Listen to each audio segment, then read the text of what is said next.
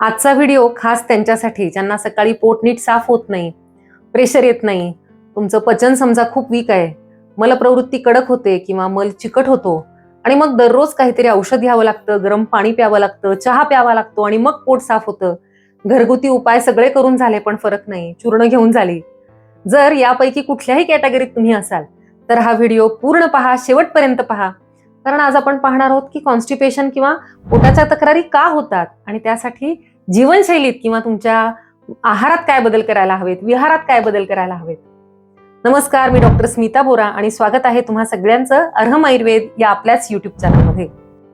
आता कॉन्स्टिपेशनचं सगळ्यात पहिलं कारण आहे, तुम्हाला आश्चर्य वाटेल, तुमची उठण्याची वेळ हे आहे. आयुर्वेदानुसार दिवस आणि रात्रीमध्ये वात, पित्त, कफ यांचा वेगवेगळा काळ असतो. आता रात्री 2 वाजल्यापासून सकाळी 6 हा काळ आहे वाताचा. वाताचे 5 प्रकार आहेत. त्यातला सगळ्यात महत्वाचा आहे अपान वायू, जो मलमूत्र विसर्जनासाठी कारणीभूत असतो. आयुर्वेदाच्या दिनचर्येत पहिला नियम सांगितलेला आहे, ब्राह्मे मुहूर्ते उत्तिष्ठेत स्वस्थो रक्षार्थम आयुषः. म्हणजे तुम्हाला स्वस्थ राहायचं असेल तर ब्रह्ममुहूर्तावर उठा, म्हणजे सूर्योदयापूर्वी 1.5 तास. आता प्रॅक्टिकली इतक्या लवकर उठणं शक्य नसेल तर किमान सूर्योदयापूर्वी अर्धा तास तरी उठायला हवं, जवळपास उठायला हवं.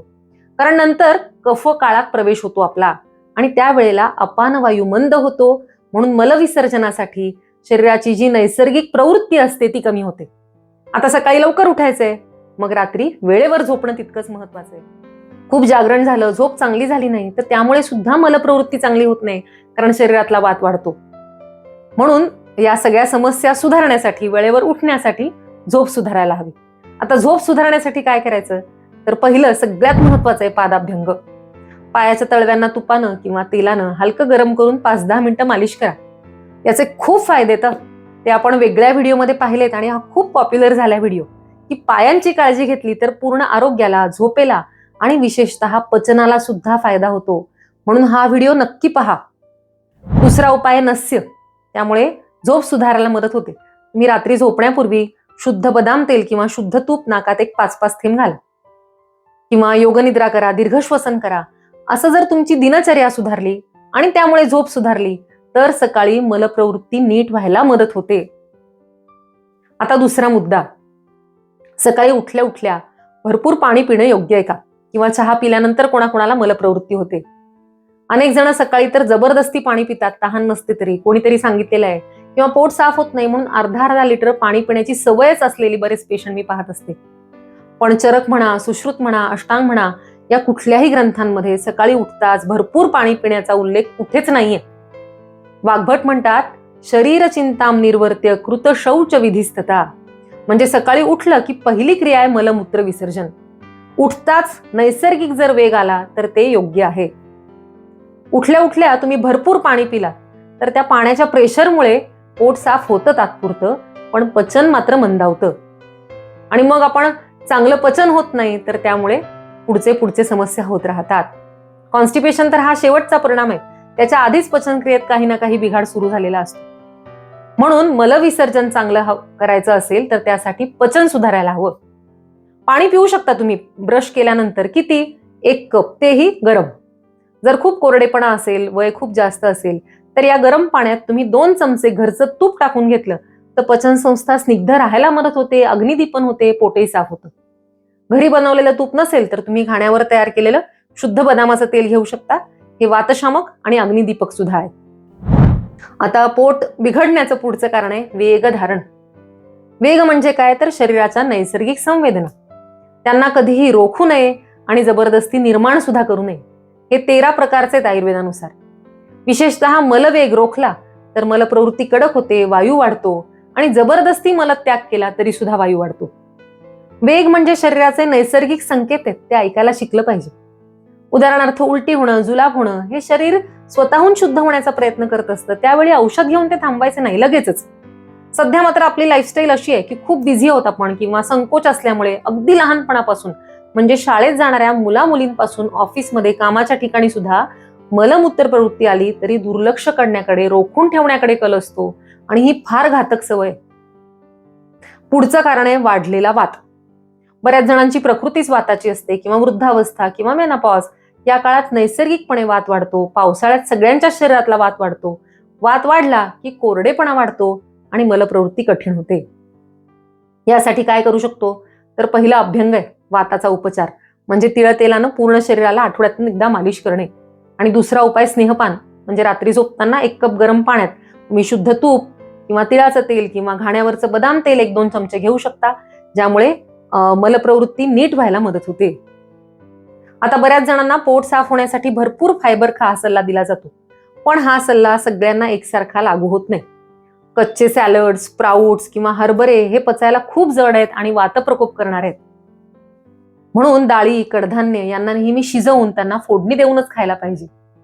कच्चे स्प्राउट्स दीर्घकाळ जर घेत राहिलं तर पचन खूप काय म्हणायचं त्याला स्लो होऊ शकतं, आणखी काही दुष्परिणाम त्याचे होऊ शकतात. म्हणून शिजवून खायला हवीत कडधान्य, नुसतं फायबर्स उपयोगाचे नाहीत. तर हा सर्वांगीण विचार करायला हवा. आता पुढचा मुद्दा पोटासाठी खूप महत्वाचा, मानसिक ताणतणाव.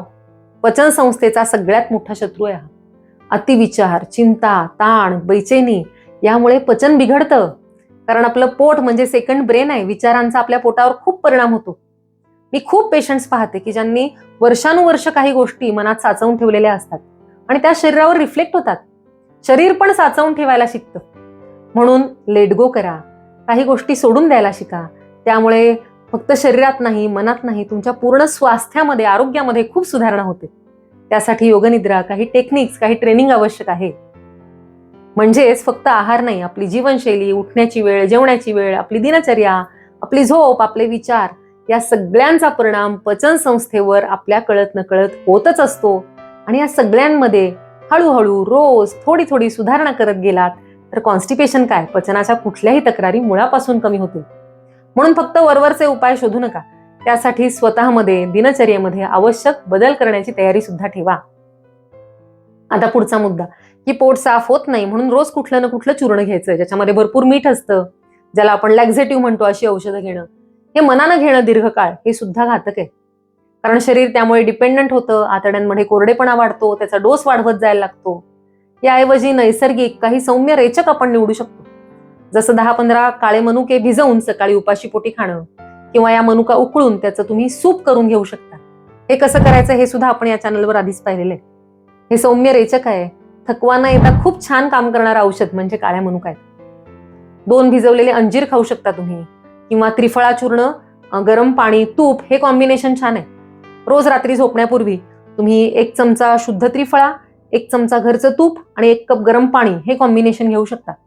हे सौम्य आहे, स्निग्ध आहे, वातशामक आहे आणि शरीर शुद्धी करणार आहे. बाळहिरडा, मनुका, बहावा, एरंडेल तेल, कुटकी, इसबगोल, सोनामुखी, गोमूत्र ही सुद्धा शरीर शुद्धी करणारी औषध आहेत. पण प्रत्येकाची प्रकृती वेगळी असते, त्यानुसार सौम्य, मध्यम किंवा तीव्र औषध निवडायला हवं. जसं एरंडेल तेल, गोमूत्र ही तीक्ष्ण औषध आहेत, ती रोज घेणं योग्य नाही. बहावा, इसबगोल, मनुका ही सौम्य औषध आहेत आणि त्रिफळा, सोनामुखी ही मध्यम औषध आहेत. आता बहावा, सोनामुखी, गुलाबकळी, ज्येष्ठमध अशा औषधांपासून तयार केलेलं आपलं EASE-5 खूप पॉप्युलर आहे. तुम्ही याचा अनुभव कधी घेतलाय का आणि कसा आहे ते कमेंट्स मध्ये मला नक्की कळवा. आपल्या कॅटलॉग मध्ये ना 3ही प्रकारची औषध आहेत पोट साफ करण्यासाठी. म्हणजे EASE-5 आहे ना, हे सौम्य कॅटेगरी मधलं औषध आहे, त्रिफळा आहे हे मध्यम कॅटेगरी मधले आणि एरंडेल तेल आहे हे तीव्र रेचक औषध आहे. आता काही जणांना बऱ्याच वर्षांची कॉन्स्टिपेशनची सवय असली तर असे छोटे बदल केले किंवा काही उपाय केले तर त्यांनी सुद्धा फायदा होत नाही.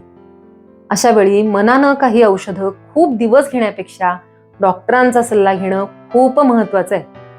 यासाठी पंचकर्म खूप उपयोगी आहेत, विशेषतः विरेचन, बस्ती खूप छान उपयोगी पडतात. पण प्रत्यक्ष तपासणी करणं महत्वाचं आहे हे नक्की लक्षात ठेवा. जुनं कॉन्स्टिपेशन असेल तर त्याकडे दीर्घकाळ दुर्लक्ष करणं घातक ठरू शकतं, कारण हे फक्त कॉन्स्टिपेशनच नाही तर दुसऱ्या आजारांचं एक लक्षण असू शकतं. म्हणून जुनाट त्रास असेल तर डॉक्टरांना नक्की भेटा. आशा आहे की आजच्या माहितीचा तुम्हा सगळ्यांना खूप उपयोग होईल, कारण ही सध्या समस्या खूप वाढलेली आहे. कॉन्स्टिपेशन, मग त्याच्यामुळे निर्माण होणारे आजार, मग आळस, त्यामुळे वाढलेलं वजन आणि पुन्हा कॉन्स्टिपेशन, असं सायकल बऱ्याच जणांच्या बाबतीत मी पाहिलेलं आहे. हे सायकल रिव्हर्स करण्यासाठी फक्त औषधच नाही तर आपल्या जीवनशैलीत मूलगामी बदल करायला हवे, तर आपलं स्वास्थ्य उत्तम राहील, होणारे आजार प्रिव्हेंट होतील आणि हेच तर आपल्या चॅनलचं उद्दिष्ट आहे. स्वस्थ राहण्यासाठी तुम्हाला मदत करणं, प्रेरित करणं हे माझं ध्येय आहे आणि तुम्ही सगळेजण त्याला खूप छान प्रतिसाद देताय, त्यासाठी मनपूर्वक धन्यवाद. आशा आहे की तुम्हा सगळ्यांना आजचा हे व्हिडिओ आवडला असेल, उपयोगी वाटला असेल. तर जास्तीत जास्त जणांना हा पाठवा, ज्यामुळे मूळ कारणं काय आहेत पोट बिघडण्याची, का पोट साफ होत नाही आणि त्यासाठी काय मूलगामी उपचार करायला हवेत याची कल्पना सगळ्यांना येईल. भेटूया पुढच्या व्हिडिओतून. शुभम भवतु. धन्यवाद.